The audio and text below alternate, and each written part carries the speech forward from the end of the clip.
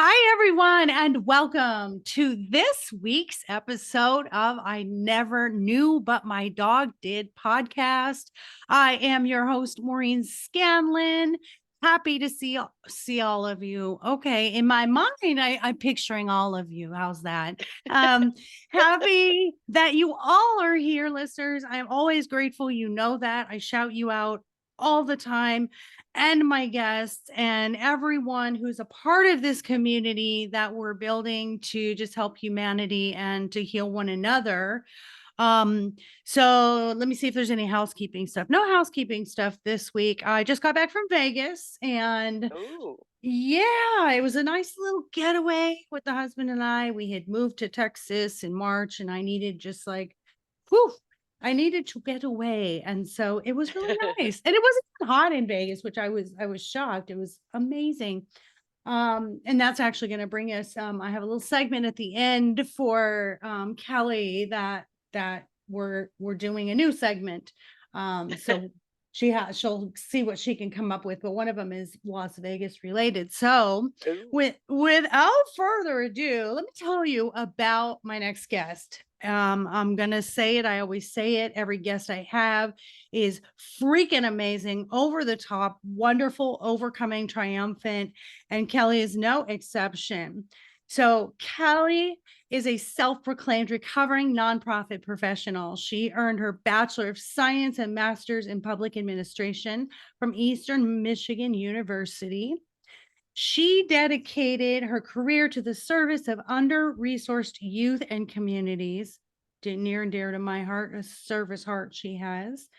Mendenhall suddenly became medically disabled and lost her mobility nearly entirely. However, the cause of her pain and immobility remained a mystery for more than 2 years. And we're going to hear her story, listeners. But beginning in 2017, Mendenhall endured years of what she refers to as medical gaslighting. And we are so going to get into that. Simply put, she was told time and again by specialists and medical professionals that there was no way she was experiencing pain, loss of feeling and control of extremities, and other symptoms reported. It took 2.5 years of fighting against medical gaslighting to discover a rare centralized disc rupture at the junction of her thoracic and lumbar spines that had grown into a calcified mass, crushing her spinal cord. Oh, that makes my blood boil just thinking about that, of how you were ignored and not taken seriously. Kelly endured 4 neurosurgeries, 2 major abdominal surgeries between December 2018 and October 2020. Oh, honey. And hundreds of test procedures and diagnostic labs.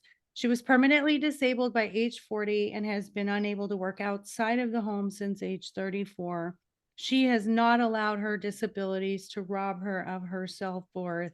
And definitely, when everyone sees her and her smiling face, she's been robbed of nothing. If anything, her spirit is more glowy than ever. So, hi, Miss Kelly. Hey, Welcome. it's so good to be here. I can't help but smile because you're smiling. You're like, your energy is so awesome. Like, how Oh, can you not smile? it's because I am so privileged, and I always feel so honored that you'll come on and share your vulnerability and your story with me. And I don't take that lightly, because that's not an easy thing to do. So Yeah. wow, you're amazing. You're so smart. And, it's funny. We always talk about, I always say, source, God, spirit, whatever your higher power is that you believe in, will rock the boat or flip the boat. And, it's so funny. You don't know what your future self is going to deal with. And I look at you, and that just popped into my head. Like, you had no idea when you were doing all of this service work for the underprivileged and Yeah. under-resourced youth. So we everyone knows I always talk about the knee story, and it sounds like you had a spine story and more than a knee story. Yeah. So tell us, when did all of the medical stuff start? And I love the term medical gaslighting, because ooh, was a nurse and I spent 27 years in the medical Ooh, field. And I'm not anti medical. I think there are times we need things, but I do right. feel we only treat the symptoms. We don't find the source of the problem. So, Yes. when did this all start for you? Well, I had been a person with aches and pains since my late teens because I had experienced some physical trauma. I'd been in some car accidents and things. And when I was in college, I was 23 or so. There was an 8-month period where one guy ran a stop sign and T-boned me on my driver's side, and then like 8 months later, a guy was going 50 miles an hour and rear-ended me while I was at a stoplight. Um, Oh, so the both of these were obviously things completely outside of my control, and um, that was sort of the beginning of the decline, I guess, of my spine health. But the thing is that I'm also like a poster child for what happens when you don't have health care or access to health care. Because growing up in poverty, growing up with a single mom, my dad passed away when I was 4, and we had a lot of like external life circumstances, and she, in order to be a stay-at-home mom and be involved in every aspect of our life, she started a home business after dad died. So she worked from home so that she could be with us all the time. That meant things like health insurance and whatnot were like really inaccessible to her. um and so growing up, I didn't have access to care, and then I'd had some traumas. I'd been assaulted, I'd been in some car accidents, and by the time I was in my early 20s, I was experiencing what I now know as sciatica. But back then, I had no idea what that was. So I used to be like, my ass thigh hurts. And people would be like, what are you talking about? And I'm like, literally from the center of my ass down the back of my thigh, it hurts. And so I had a bulging disc after those 2 car accidents. I had a bulging disc at right where your bottom rib is. So like between where your thoracic spine and your lumbar spine meet, right under your bottom rib. I had a bulging disc and some other things. But no one ever told me what that meant. Nobody ever like I didn't know what the implications or ramifications of such a diagnosis were. And I was in my early 20s, so it's not like I was just like, I'm in college, I'm in grad school, I'm trying to survive. I'll worry about my health later, was kind of how I was operating. And then, so flash forward to my mid 30s, and I was a person who carried around a bottle of ibuprofen in her desk and purse all the time. I kind of thought that was normal, like I'm just getting older. 36 is not old, but like in this youth worshiping society we have, it felt old. And I was like, whatever, I guess I just have like arthritis and aches and pains like everybody else in my family. And then uh, I started having more and more difficulty walking, and it was so painful.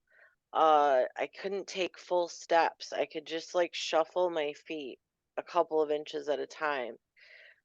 And so that was kind of the point where I realized, okay, I've been doing chiropractic care for a year at that point. I'd been trying to exercise and lose weight and do all the things, and it was getting worse and worse. It was actually a nurse friend who was like, you should maybe go talk to your primary care doctor and let them know that the symptoms are so much worse all of a sudden. So, kind of overnight, I went from thinking I was like a pretty average, typical person with aches and pains to, oh, my left leg is falling out from under me. And it's so painful to walk that I can only shuffle a couple of inches.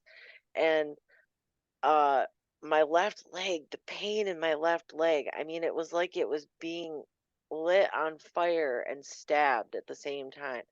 And the pain, your sciatic nerve is the longest nerve in your body, so it's going from, my hip or like my piriformis muscle all the way down to my toes. And um what I experienced when I started seeing medical professionals about this and specialists, orthopedic surgeon specialists, and all these different things, I think living in Tennessee at the time did not help. especially in a rural part of Tennessee, and I'm covered in tattoos and I'm young, and so the first thing that most of them seemed to think Drug was that I was drug seeker. seeking. Yeah. Mm-hmm. Mm-hmm. But I'll never forget. So one of the first guys I saw, Dr. Q, I'll never forget. He said, "I can only make you worse. There's nothing on this scan that would justify why you're having such pain.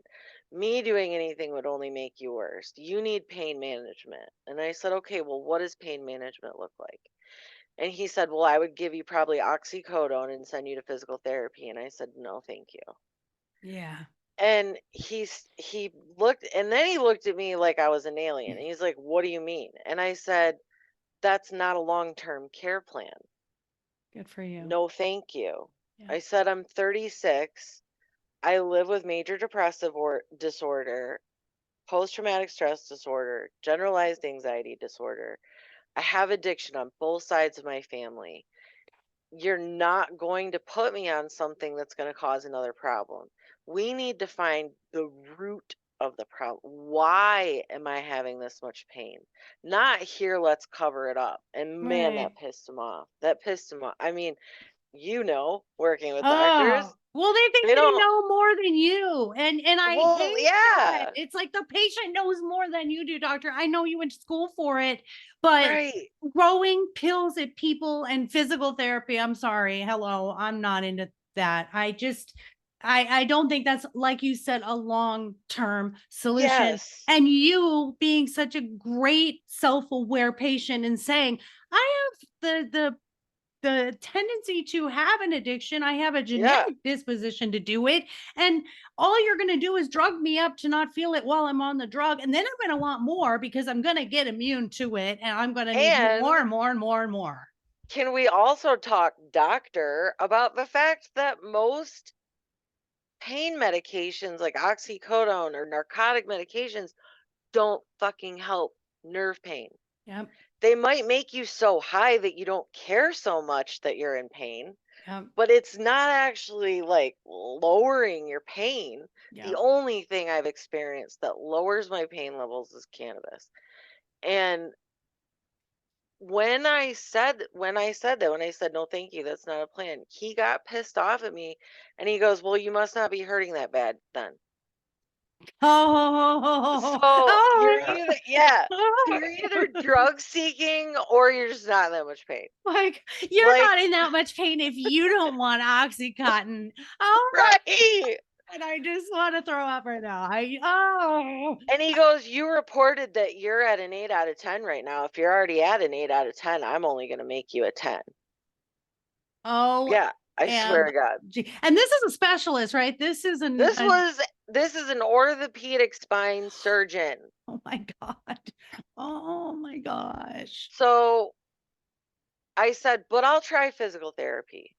I'll try physical therapy. Mhm. So send me to the pain specialist. I'll talk to him. I'll get the referral for physical therapy." Okay. Well, he didn't send me to a real pain specialist. He sent me to an anesthesiologist who does pain procedures like epidural spinal injections for pain. And I'm not saying that that's not valid, but just because you're an anesthesiologist who can do these types of procedures doesn't mean you're capable of actually caring for chronic pain patients. Again, back to This numbing guy, it, just numbing the right, pain, covering it right. up. And this guy was that. Like, oh, he was such a prick. He was so arrogant. Um, Long story short, he talked me into doing epidural spinal injections 3 different times. All 3 times it caused me more pain, which he didn't believe. Uh, it made my symptoms worse. And on one in particular, I couldn't pee. Oh, So, you know how they tell you if you suddenly lose control of your bladder or your bowels, that's like a number one, get the fuck to an emergency room. yep. I called the surgery center, the outpatient surgery center where I'd had the injection, and I said, "I've been trying to pee for an hour and I cannot get my bladder to release. Like, what do I do?"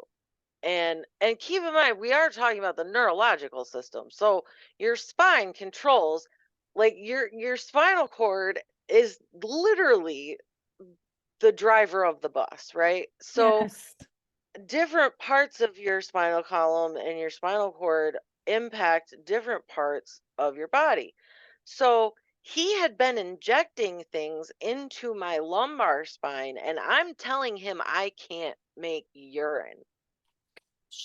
Oh my So gosh. I mean, that's your his nurse, nerves. Your nervous system is what's going to control all of that stuff. So your head, something happened. your head's gonna want to explode when I say this. So I call and I tell the nurse, and I hear her put the phone like to her chest or something. And she's like, "Doctor, it's the patient from earlier this morning. She's saying she can't pee." You know what he said? What? "That's not my problem. Tell her she needs to call a urologist. That's got nothing to do with me." Oh, God. Oh, and you heard that. Oh, yeah, I heard it. And then Wow. I heard her sheepishly try to repeat what he had said. Like, In a nicer way. yeah, like, We'll need to she's, refer you to a urologist. no, she didn't even change the date. She said, the doctor said that there's no reason why you shouldn't be able to urinate after that procedure and that you might need to call a urologist. And I was like, what in the fuck is he talking about? Those nerves control my bladder. Like, God. so uh after the third time, a- and and this is where the gaslighting comes in, because he really had convinced me that, like, maybe I am just crazy. Why would something that's supposed to be helping me feel better make my pain worse? Well, the answer that we know now is that my spinal cord was being crushed by a mass, right? So imagine you're adding fluid into the spinal column that's already swollen and inflamed, and like things are pressing on other things that aren't supposed to. And then we add more pressure and fluid to that. Of course, it made my pain worse. Like, Yeah. duh. Yeah. But we didn't know that at the time. It's like People a are like, hose you're cutting off. You've like yeah, tweaked a hose and yeah. it's just adding more and more and it's not going to release. And so you end up with so much pain from the nerves, I imagine. My God. Oh my God, it was crazy making. The pain was like nothing I've ever experienced before in my life. And because of that, I dissociated through a lot of 2017 to 2020. There are huge chunks of time I don't remember because I dissociated through a lot of it because the pain was just so intense, my brain couldn't take it. Yeah. And um there were so many things that I learned the hard way. Like, when you're a chronic pain patient, they always ask you, are you feeling hopeless? Are you having thoughts of suicide? Is the pain interfering with your quality of life? Is the pain making you feel hopeless? Blah blah blah. Yes, yes, yes, yes, yes. I was suicidal every day. I was waking up and contemplating suicide because I was like, if they can't figure out what's causing this pain and they can't stop it, I can't live the rest of my life like this. Like, I'm either going to have to take the drugs and turn myself into a fucking zombie, or I can't do it. I just felt like I just couldn't live through that pain. But I did. Here's the thing. We always think we can't. But here we are, right? And like, so my brain shut down for a lot of it. I dissociated for a lot of it, but I was blogging through the entire thing and I wrote a book through the entire thing. So a lot of what happened, even if I can't remember it, I still have like record of it because I was talking about it very openly as it was happening. And it was in early 2018. I had um got a freelance writing gig with blastingnews.com, which isn't like a highbrow newspaper or anything, but I was like, word, I can start writing for money. I'd I asked my mom for a typewriter when I was 8 years old. Like, I always wanted to be a writer, and she got me one for my birthday. I started writing stories back then, but I had life got in the way and trauma got in the way, and eventually I lost all that chutzpah that I had at one point that told me I could go be a famous writer and like have a best-selling book, and like, you know what I mean? Like, all that stuff that I dreamed about, I was like, "Oh shit.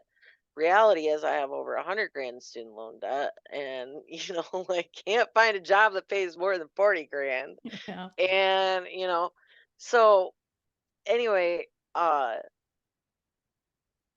where was I going with that? So you were writing and you got I was to write for writing it, blasting yeah. news? Yeah. Yep. And I wrote an article called "Women Do Experience Severe and Chronic Pain." And that was the article in which I first wrote the term medical gaslighting and gave a definition to it. And after I had a name for it, it was so much easier to talk about with people, because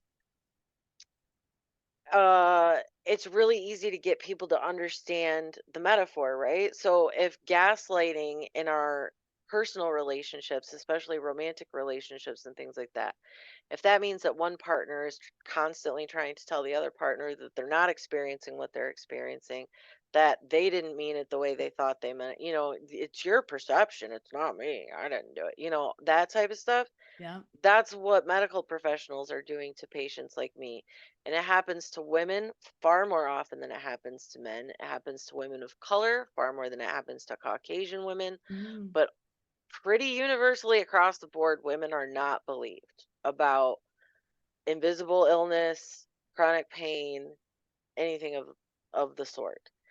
And when I started reading all this research that was showing this, and it was showing like it's easier for men. Men get pain meds in emergency rooms like 60 minutes faster than women on average. And like all these different little things, I was like, what the fuck? Why isn't anybody talking about this? And then in the middle of me going through this, my mom sends me, my mom is so friggin' sweet. She still cuts out physical paper articles from like newspapers and magazines and mails them to me. Love her. I love her. Oh, mom vibes, She's the mom best. vibes. She's the best. So she sent me this article about the comedian Jim Gaffigan and his wife.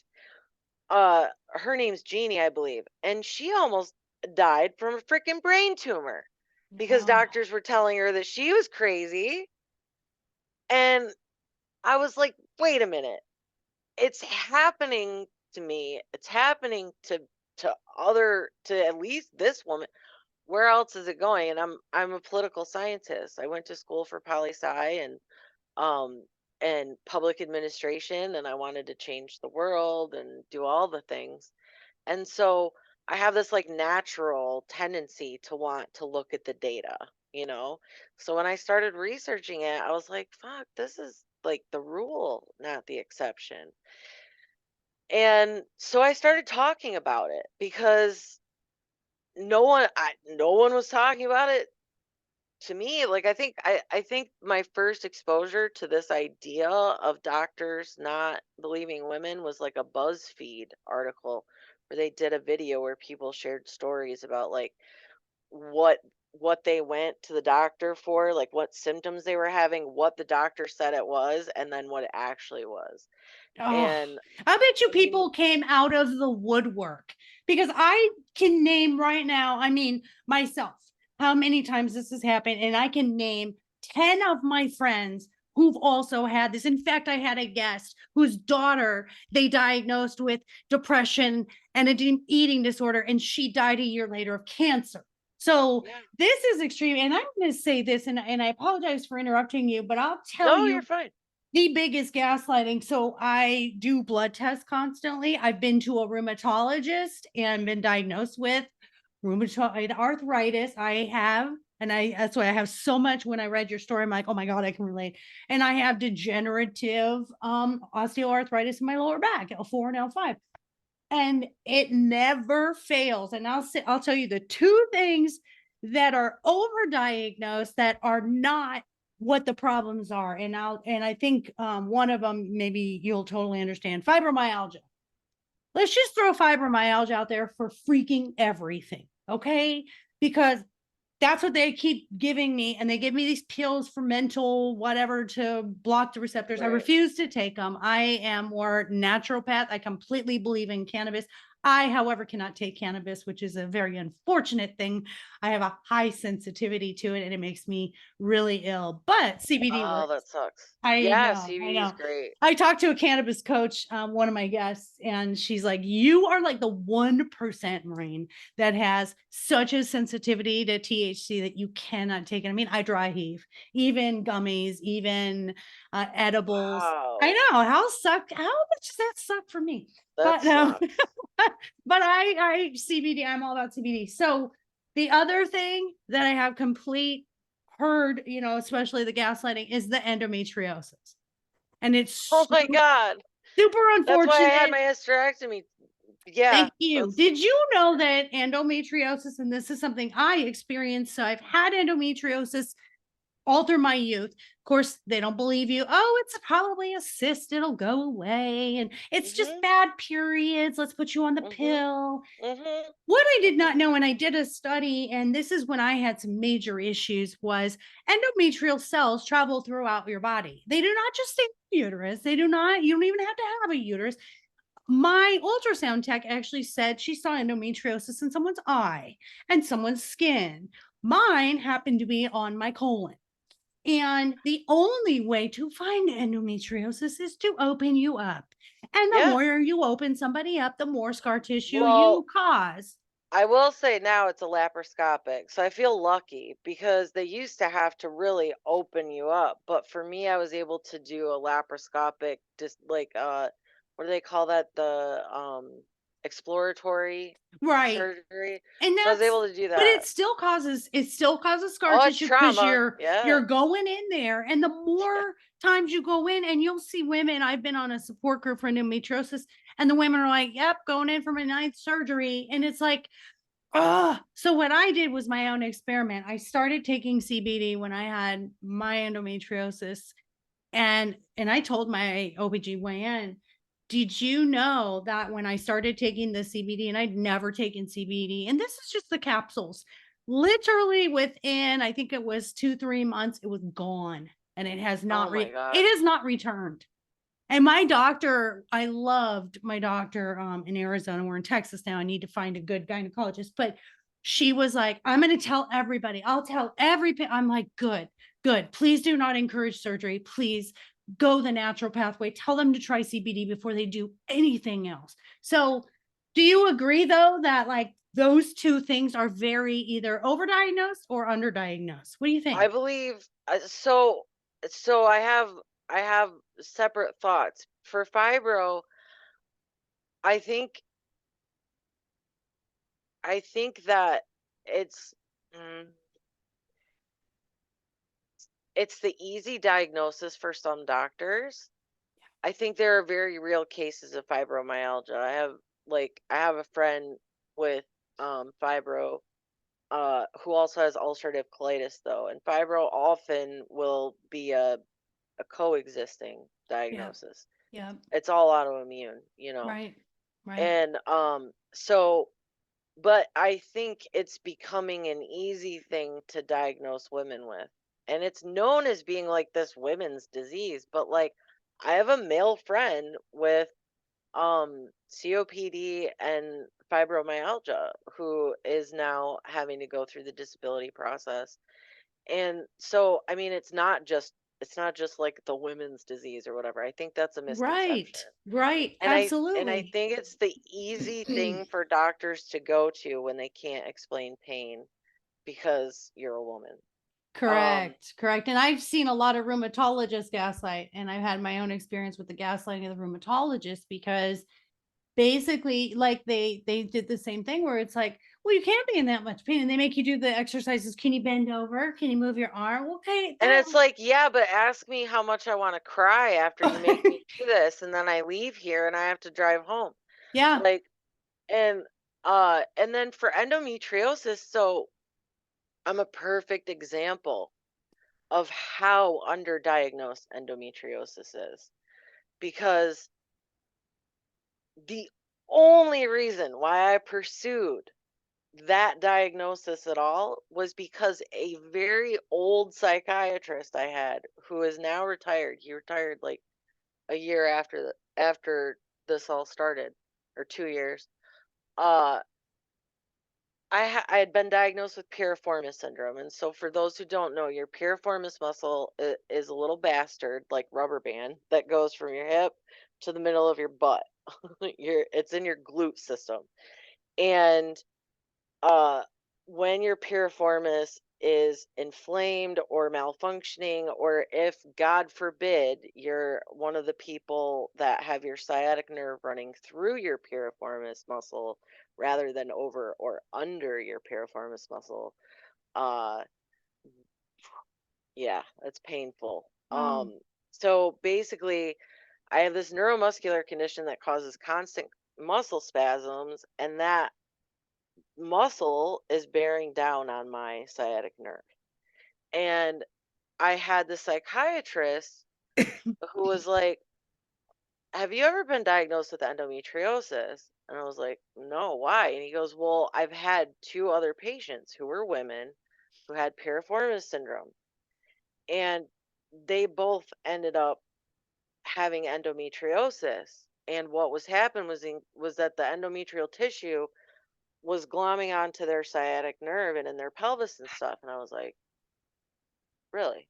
wow. But I kind of had to put a pin in it and hold on to that information because the crisis I was going through by this point, like by the 2.5 years into this journey where I finally find out what's going on, I'm losing use of my legs. I'm losing use of my arms. Sometimes my left leg is just falling out from under me and it's numb and there's nothing I can do.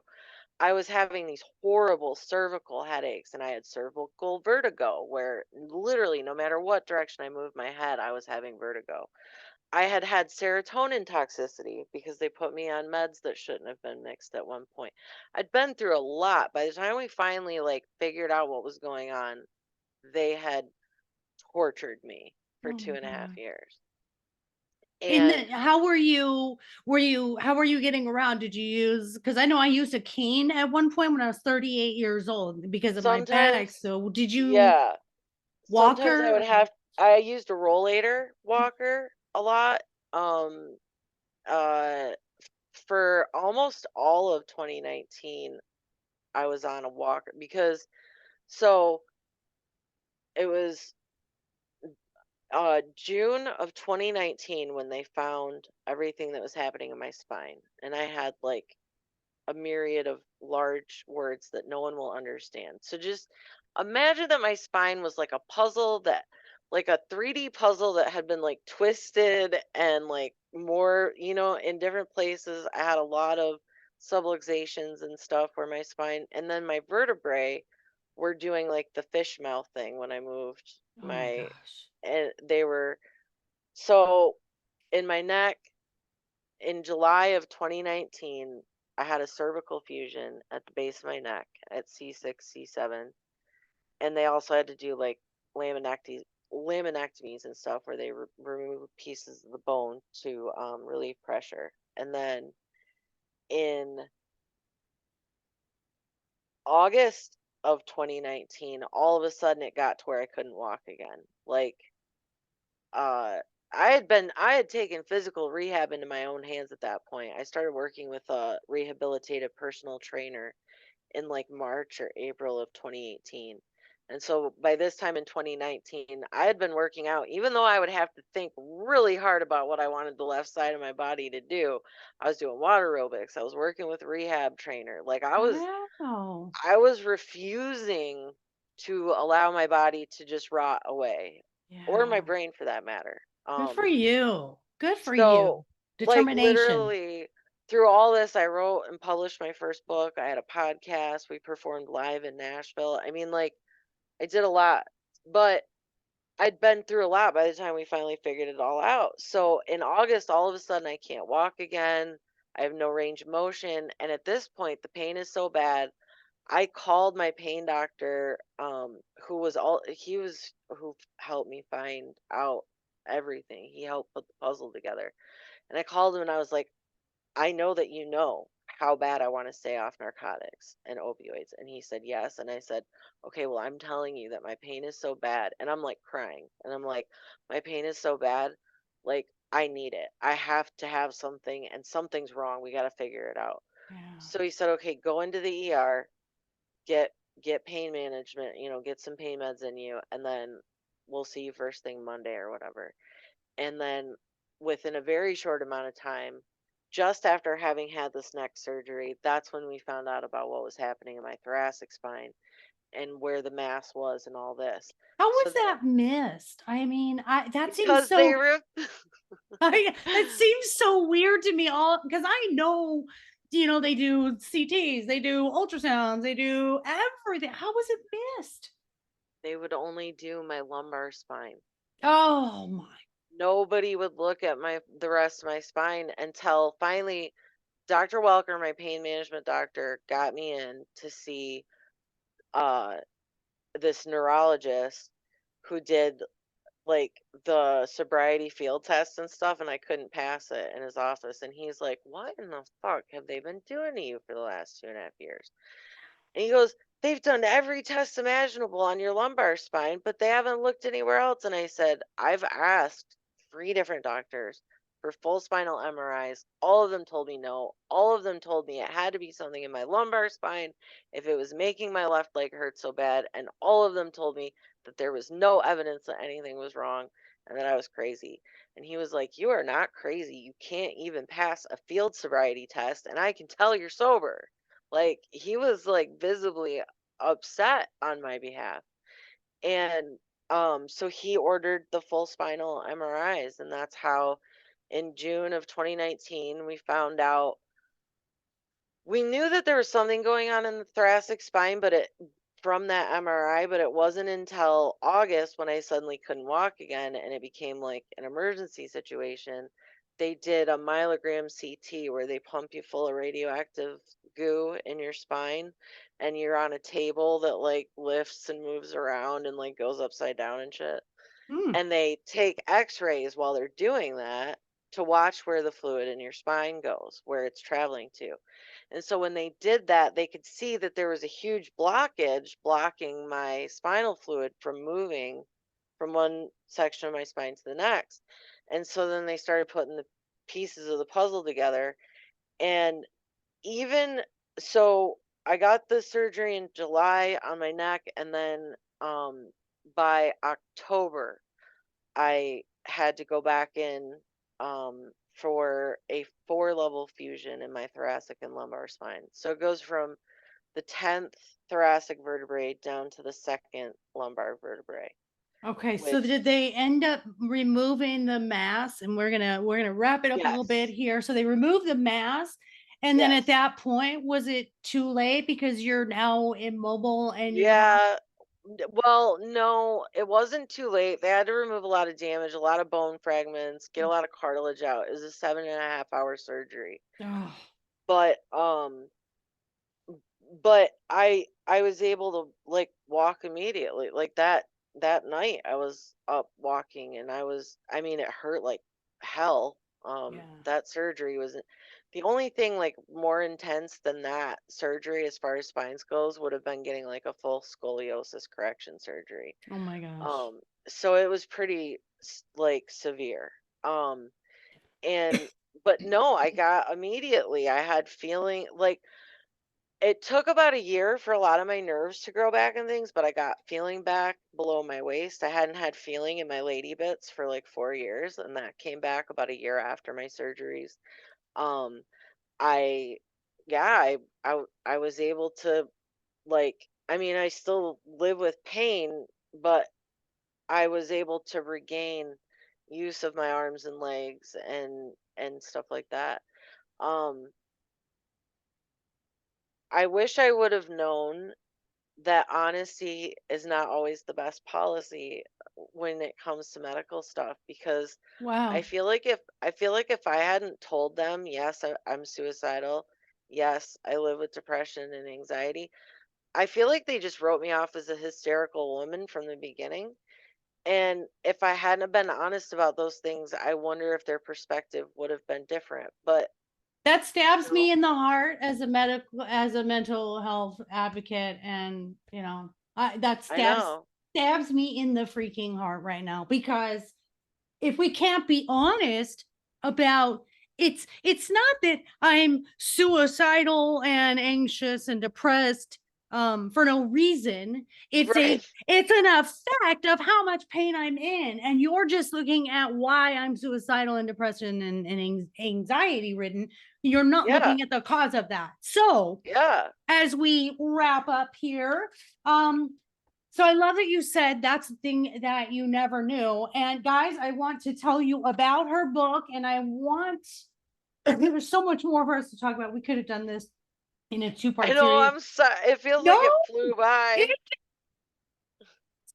feel about him because I get so engulfed in it. And I mean, literally, there's so much I could talk to you about. But guys, wait till you hear like the name of her book, which I freaking love. So tell us what you have going on and how people can reach out to you if they're going through the same thing, and about your book and all the fun stuff that is Yeah. you, Miss Kelly.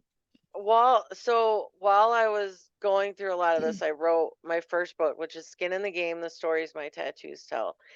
And it's a memoir, and I tell uh a rather large chunk of my life story through the stories behind my tattoos, of which there are many and they are varied.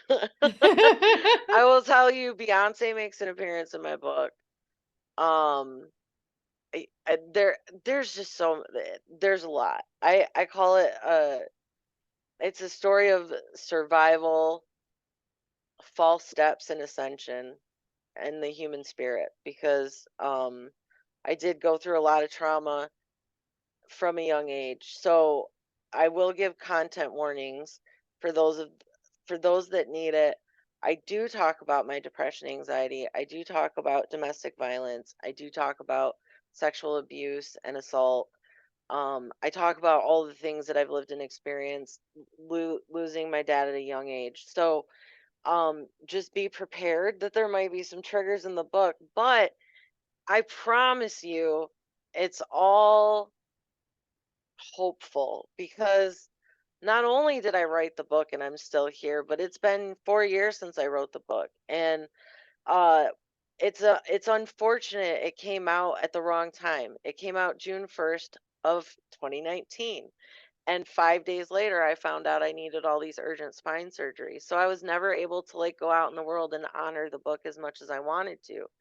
Um, by the time I was recovered from all the surgeries and I could go, COVID-19 hit and shut the world down. So I had to cancel all my appearances and conferences and things.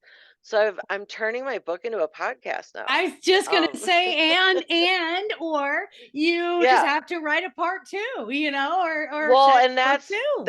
that's my goal. So this time I don't want to do the indie author thing. I want to land that book deal, and like I want it to get to everyone, because where I will be picking up from is in 2018, when I got my spinal cord stimulator implant to control pain. And so much happened after that and continues to happen. Like, if you get nothing else from my story, please feel hope, because now I'm with the love of my life. He was the boy I had a crush on when I was 14 and 15 years old. Now he's the man that's like literally everything I ever could have asked for or dreamed for. He's my person. Like it's we we both I've seen him through active addiction and addiction recovery. He saw me through the 2 year mental breakdown that I had after all those surgeries. Like, it's possible, and it's not only possible, it's probable that you can build a great quality of life no matter what your diagnoses are. But you have to be willing to take the helm and be your own best advocate. You have to. Yes, yes. And doctor patient relationships should be cooperative partnerships. They should not be authoritarian dictatorships. Doctors know the human body, but we know our bodies. And you have to stand firm in your truth and insist on getting the care and treatment that you deserve, because no one else can do it for you. I love Nobody it. else. I love everything that you just said. And listeners, if you could just if hearing her saying that there is always hope and seeing the smile on her face and the life that she's living now, Man, there it is.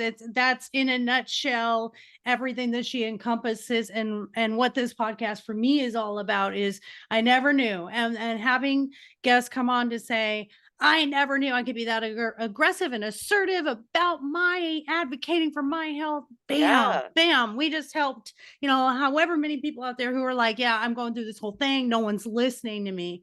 So I thank you so much for being here. Oh my God, you're just Oh, amazing. So go ahead. you asked where Where? people can find me, Yep. and I'm on everything like Facebook, Instagram, everything is Kelly J. Mendenhall. On Okay. TikTok and YouTube, it's author Kelly J. Mendenhall. And then I've got a Facebook support group. You can find the link on my website, kellyjmendenhall.com. And I have a crafting blog and support community called Stitch and Bitch. And every Friday night we do virtual hangouts where everybody works on crafts together and we just like talk and commiserate. And it's all, a lot of us live with chronic invisible disabilities and invisible illnesses. And we're all really creative people in different ways. We've got a soap maker, card maker, a tattoo artist. There's me. Like, and we just get together and like commiserate and have the therapy of creating. And Oh my um gosh, what a fantastic idea. We're being creative, and everybody knows my obsession with creativity, and right now I'm into diamond painting. So yes, I love it. I'm going to go join, and that's a Facebook group, Stitch and Bitch. yes. Is it A&D Stitch and It's Stitch dash the letter N dash bitch colon a blog and support community. Oh my gosh, I'm so joining that. And listeners, I'll have all of her contact information as well in her episode. kellyjmendenhall.com is where you can reach her. So we got to wrap it up. I was going to do my little segment that I normally do, but we don't have a lot of time because I'm sorry. I got a hard stop today, and I don't normally have a hard stop, but it's been a really cool experience to meet you, Kelly. And yeah, we're gonna keep in contact because you are just audience. Let's give her an applause because I just think you're Oh, fantastic, and you just keep doing that. You do what you thank do. you. You keep persevering and keep reaching out and helping those people that need what you've been through. And I always say every experience we have in life is meant to help someone else who's going to have that experience, and Yep. we're going to consistently pay it forward. So speaking of paying it forward, y'all, look at me, I'm a full Texan now. Look at that. Ooh, 3 months and my y'all just came out. Yeah. um but so you know where you can find me. I'm at lifecoachmaureen.com. So if you need any kind of coaching, I did, and I have to say I'm super proud of this. I did just complete my certification in coaching my autistic and neurodivergent clients, and I Oh, awesome. actually have a little secret that I'm going to divulge on this. And I'm sure by the time this goes live, y'all are gonna already know this about me, but I did discover that I actually am a high functioning autistic. So kind of cool. Been trying to figure this stuff out for years. My husband and I have really recently seen a lot of things. And by taking this course, it opened up a door for me that was like, oh my gosh. So I go on and I take this quiz. My husband and I both take this quiz for um the first steps, and then you have to go get well, you don't have to get a diagnosis, and I don't think I will. Right.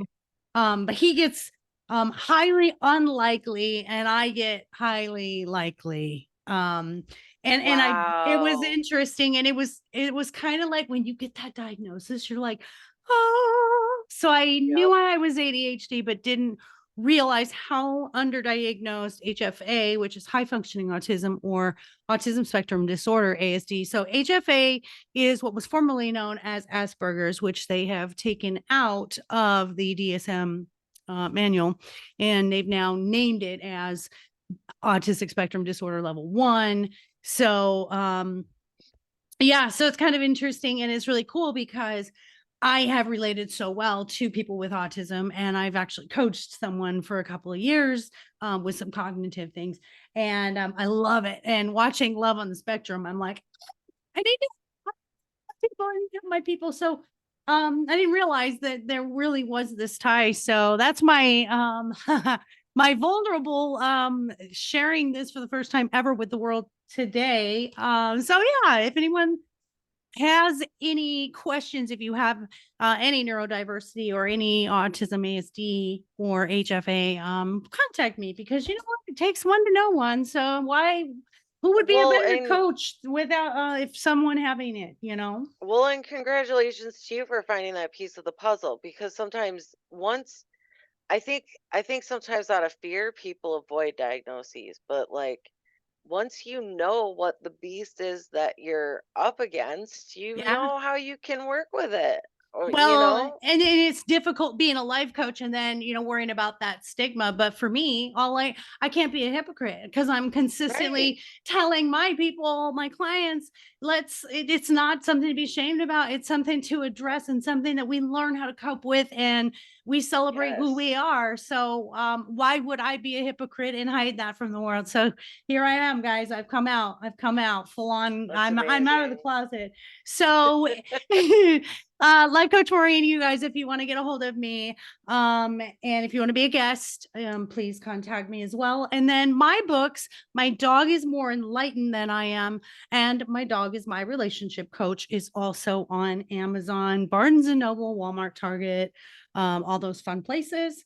And don't forget, mydogiseverything.net, our boutique for all the healthy and fun safety products. And we've got a bunch of really cute little clothes we have for summer for your puppy. So you can order all of that stuff online. Mydogiseverything.net. Love you all for listening. So happy this community is growing. And I've been getting so much feedback and so many reviews. And I love you all. It's so precious to me that it's touching the people that it needs to touch. So I thank you all. Namaste. Until next week, take care of yourselves, take care of each other. Please, please, please. Most of all, take care of those furry babies. Adopt, don't shop. Love you all. See you next week.